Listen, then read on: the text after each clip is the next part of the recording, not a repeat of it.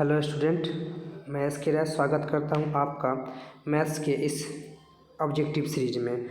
जैसा कि स्टूडेंट ये क्लास टेंथ के मैथ का ऑब्जेक्टिव सीरीज चलाया जा रहा है, जिसका एग्ज़ाम आपका फरवरी माह में 17 फरवरी से शुरू होने वाला है, जिसमें फर्स्ट डे आपका 17 फरवरी को ही मैथ का एग्ज़ाम है, जिसके लिए यह वीडियो बहुत ही आपके लिए ख़ास है।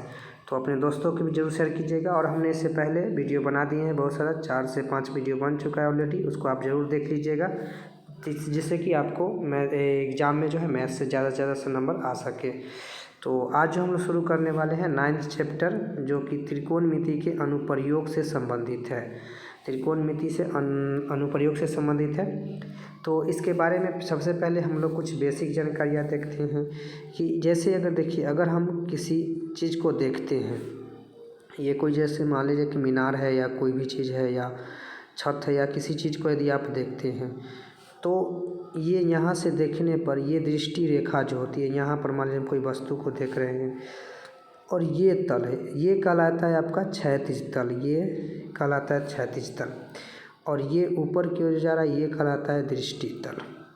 तो यहाँ पर जो एंगल बनेगा, यहाँ पर जो भी एंगल बनेगा, यह कहलाएगा उन्नयन कोण। इस शीर्ष का, मान लीजिए ये मीनार है, तो ये जो है ये मीनार का क्या कहलाएगा, उन्नयन कोण कहलाएगा। ये मीनार का उन्नयन कोण कहलाएगा। ये मीनार का क्या कहलाएगा, उन्नयन कोण कहलाएगा, ठीक ना।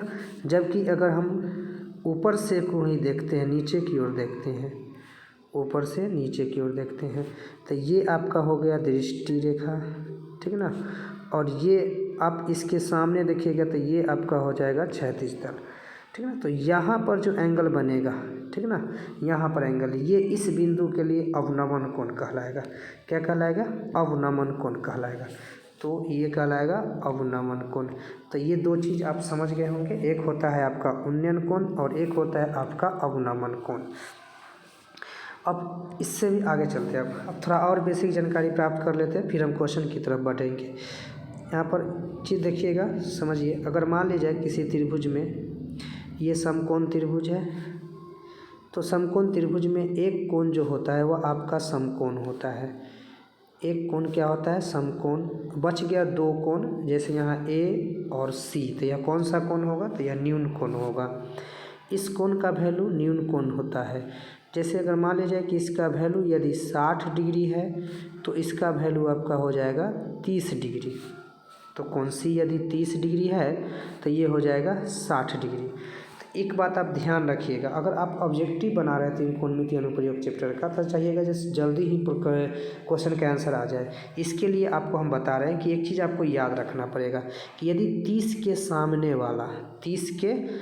वाली भुजा, 30 डिग्री के सामने वाली भुजा को यदि हम 1 मानते हैं, तो 60 के सामने वाली भुजा जो है वह √3 गुना हो जाएगा, √3 हो जाएगा। कहने का मतलब कि 30 के सामने जो होगा उसका √3 गुना कौन होगा, 60 के सामने वाला। मतलब यदि हम बता दें कि अगर 30 के सामने वाली भुजा यदि ए बी 10 है तो BC हो जाएगा आपका 10√3। यदि आपका ए बी 20 है तो ये हो जाएगा 20√3, इस तरह से। और उस समय कर्ण जो होगा वह 2 गुना होगा। किसके 2 गुना होगा, इसी ए बी के 2 गुना होगा, ठीक ना। तो ए बी, जैसे यहाँ देखिए, अगर ए बी 10 है तो उस समय कर्ण हो जाएगा 2 गुना 20। यदि ए बी 20 है तो उस समय ए सी हो जाएगा 20 दूना 40। तो इस तरह से आप समझ गए होंगे कि 30 के सामने वाला जो होगा उसका 2 गुना होगा 60 के सामने, √3 गुना होगा 60 के सामने वाला। और जो भी कर्ण हो जाएगा, कर्ण जो हो जाएगा, कर्ण हो जाएगा कै गुना, 2 गुना हो जाएगा। कर्ण कै गुना हो जाएगा, 2 गुना हो जाएगा। तो कर्ण 2 गुना हो जाएगा आपका, 30 के सामने वाला ये रहेगा। अब कभी आपका ऐसा परिस्थिति आ जाएगा कि अगर मान लीजिए ये 90 डिग्री है, तो ये अगर मान लीजिए 45 डिग्री है, तो ये भी आपका कितना हो जाएगा, 45 डिग्री। तब दोनों ही 45 डिग्री है, तो उस हालत में जितना इसका वैल्यू होगा 1, तो इसका भी वैल्यू होगा 1 ही। मतलब जितना ये होगा उतना ही ये होगा। और इसका नाम दे देते हैं ABC। तो जितना AB होगा उतना ही BC होगा। फिर AC का वैल्यू क्या हो जाएगा, तो AC का वैल्यू √2 गुना हो जाएगा। कितना हो जाएगा, √2 गुना। जैसे ये अगर ये 10 है तो ये भी कितना होगा, 10 ही होगा, बट ये क्या हो जाएगा, 10 √2 हो जाएगा। तो इस तरह से आप समझ गए होंगे कि 30 के सामने वाला 1 होगा और इनमें 60 के सामने वाला √3 गुना हो जाएगा, उस समय विकर्ण 2 गुना हो जाएगा। और 45 है तो 1 1 ही रहेगा ये दोनों, और ये √2 गुना हो जाएगा। तो ये अगर बात आप समझ गए होंगे तो इससे प्रश्न जो है आपको आसानी से सुलभ हो जाएंगे।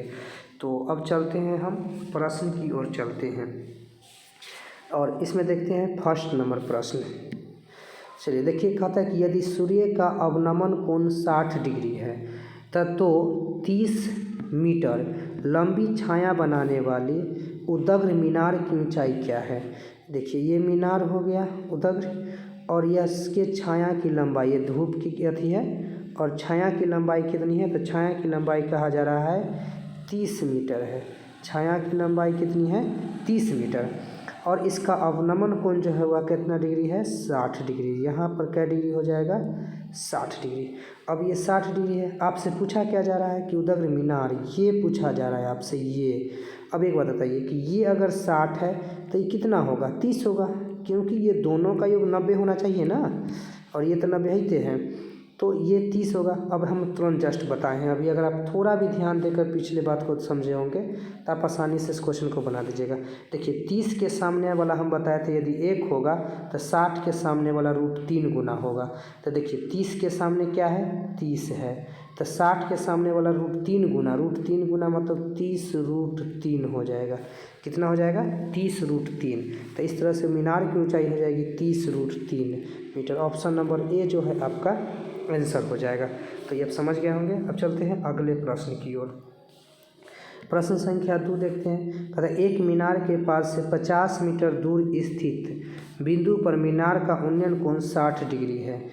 एक मीनार के पास बिंदु से 50 मीटर दूर, 50 मीटर की दूरी पर, कितने मीटर की दूरी पर, 50 मीटर की दूरी पर, ये आपका हो जाएगा 50 मीटर की दूरी पर एक बिंदु है, ठीक है ना। एक सेकेंड, चलिए मीनार के पाद से, तो मीनार है ये, इसके पाद से 50 मीटर, इसके पाद से क्या मीटर, 50 मीटर की दूर इस बिंदु पर मीनार का उन्नयन कोण 60 डिग्री है। मीनार का उन्नयन कोण क्या डिग्री है, 60 डिग्री है। मीनार का उन्नयन कोण क्या डिग्री है, 60 डिग्री है। तो मीनार का उन्नयन कोण 60 डिग्री है, तो आपको बताना है मीनार का उन्नयन कोण 60 डिग्री है, तो मीनार के ऊंचाई बताना है कि मीनार की ऊंचाई क्या होगा। तो फिर देखिए आपसे यही पूछा जा रहा है मीनार की ऊंचाई, और फिर वही प्रश्न है, ये 60 होगा तो ये कितना हो जाएगा, 30। 30 के सामने यदि 50 है तो 60 के सामने जो हो जाएगा वो √3 गुना हो जाएगा। तो क्या हो जाएगा, 50 √3, 50 √3 हो जाएगा। तो ऑप्शन नंबर आपका बी आंसर हो जाएगा। तो ये बात समझ गए होंगे आसानी से। चलते हैं अगले प्रश्न की ओर। क्वेश्चन नंबर है 3। कहता है दो स्तंभ हो जो 20 मीटर और 14 मीटर ऊंचे हैं, एक की ऊंचाई कितना है, 20 है, एक की ऊंचाई कितना है, 14 है। एक 20 है और एक 14 है। के शिखरों को एक तार से जोड़ दिया जाता है, को शिखर को एक तार से जोड़ दिया गया। यदि तार क्षैतिज के साथ 30 डिग्री का कोण बनाता है, तो ये इसको मिलाएंगे, क्षैतिज बना देंगे, और ये क्षैतिज के साथ यहाँ क्या डिग्री कोण बना रहा है, 30 डिग्री का कोण बना रहा है। तो तार की लंबाई बताना है। अब एक बात बताइए, इसका लंबाई कितना है, 14, जबकि पूरा कितना है, 20। आई इतना ही 14 होगा तो ये कितना बच गया, 6 बच गया। अब एक बात बताइए, ये आपका कितना हो गया, 6। तो देखिए 30 के सामने वाला कितना हो गया, 6 मीटर। 30 है ना, ये 30 डिग्री है, 30 डिग्री के सामने वाला 6 मीटर। तो हम बताए थे कि जब 30 डिग्री होगा तो 30 के सामने वाला 1 होगा तो 60 के सामने वाला √3 हो जाएगा, और कर्ण इसका √2 गुना हो जाएगा। तो इसका 2 गुना कर दीजिए, 6 दूना 12, 6 दूना 12 मीटर। मतलब कि इस तरह से जो इसका तार की लंबाई है वो कितना हो जाएगा, 12 मीटर हो जाएगा।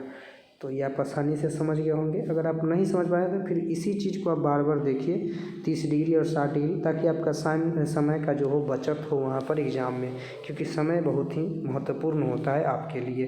क्योंकि अभी जो आपसे पूछा जाएगा वह 100 प्रश्न पूछे जाएंगे और 100 में से आपको 50 प्रश्न के जवाब देने हैं और 50 सही होंगे तभी आपको 50 नंबर मिलेंगे। तो 100 क्वेश्चन में चुनाव करना है। हालांकि क्वेश्चन की संख्या ज़्यादा है लेकिन फिर भी हमें चुनाव करनी है, तो समय को देखते हुए आप कोई भी कदम उठाइएगा। चलिए देखते हैं अब अगले प्रश्न की ओर चलते हैं। प्रश्न संख्या 4। प्रश्न संख्या 4 कहता है कि एक छड़ की लंबाई और छाया का अनुपात 1/3 है तो सूर्य का उन्नयन कोण क्या होगा। अब एक देखिए, ये देखिए, अब इस प्रश्न का भी जवाब उसी तरीक़ा से आसान से दे दीजिएगा। देखिए छड़ की लंबाई ये क्या है, छड़ है, और उसके बाद क्या है, छाया, ये क्या है, छाया है। अब कहा जा रहा है कि छड़ और छाया का अनुपात इतना है 1/3, मतलब छड़ है यदि 1 तो छाया है √3, छड़ है 1 तो छाया है √3।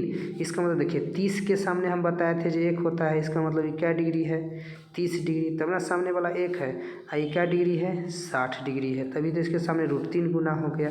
तो इस तरह से सूर्य का उन्नयन कोण क्या डिग्री हो जाएगा, ये वाला क्या डिग्री हो जाएगा, 30 डिग्री। तो 30 डिग्री ऑप्शन नंबर क्या में है, ए में है। तो इस हिसाब से आपका ऑप्शन नंबर ए जो है ये आंसर हो जाएगा।